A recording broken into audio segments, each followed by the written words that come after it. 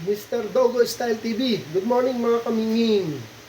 Meron akong prospect na kukunin pusa din sa labas.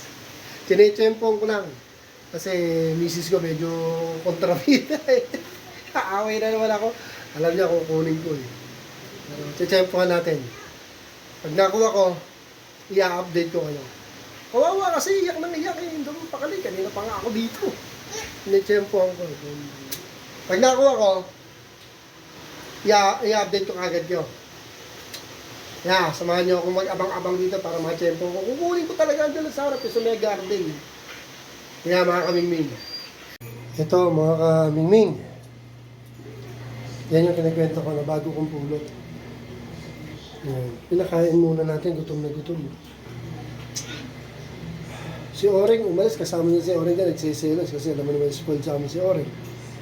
Ito nakita ko nag-iiyak nasa harap ng bahay. Kawawa naman. Pero pakakawalan ko to, promise pakakawalan ko to. Naway kasi ko na misis ko. Dumadami na nga naman ang pusa ko. Kasi kawawa naman, hindi pa to survive sa labas. Siyempre bilang cat lover mabigat para sa akin. Kung hayaan ko mamatay na lang to. Paglaki naman ito, pwede naman itong palabasin na. Sus! Wala namang problema yun, basta kaya niya na mag-survive sa labas. Di ba? Kasi si Oren lang naman talaga ang gusto kong alagaan. Pero eto, palakihin ko pa. Actually, malaki-laki na ng konti to. Siguro mga isang buwan na lang. Pwede nang pakawalan na rin to. Hindi ko pa nakikita kung ano gender eh. Diba, may puti na oh. Tommy, may puti na oh. Anak mo yata yan oh. Hey, lakas kumain, nag-iguto. Bilang cat lover kasi tayo. Ewan ko, I know makaka-relate yung iba dito. Hindi kasi natin kayang hayaan na nag-iiyak. May marinig lang tayo nag-iiyak sa labas na parang nagmamakaawang kuting.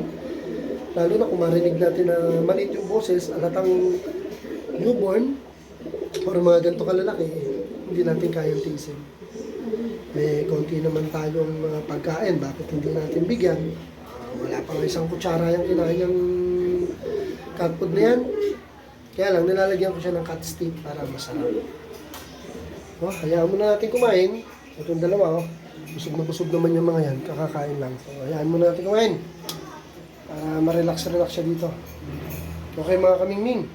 Dito muna, ito naman ang susunod ko i-update sa inyo. At papangalanan natin siya. Mamaya mag-isip na ako. Okay, thanks for watching! God bless mga kamingming. Thank you for watching.